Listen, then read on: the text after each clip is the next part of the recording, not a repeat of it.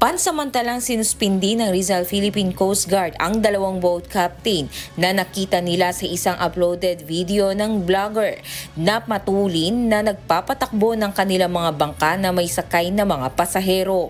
Ayon kay Coast Guard Officer Lieutenant Junior Grade Alvin Austria, ang isang motor bangka ay galing Kinagatan at ang isa ay galing Navotas. Kinuhanan ng isang video vlogger itong dalawang motor bangka na akma na parang nagkakarera. So ito naman biglang na nakita kaagad ng Coast Guard natin dito sa Rizal at agad po nating pinatawag yung mga boat captain.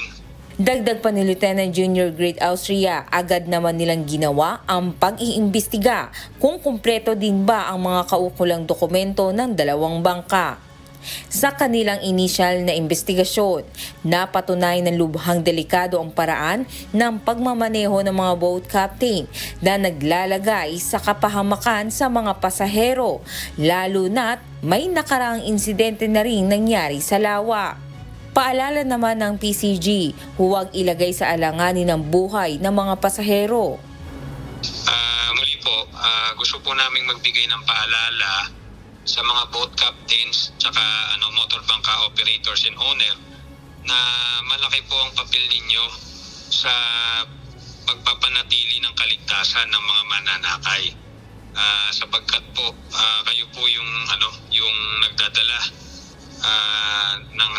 ng ligtas na biyahe.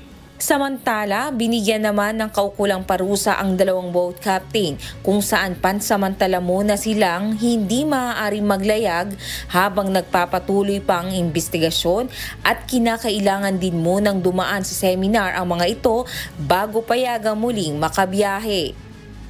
Mula rito sa Rizal, Jenica Cruz, humahataw sa balita ngayon.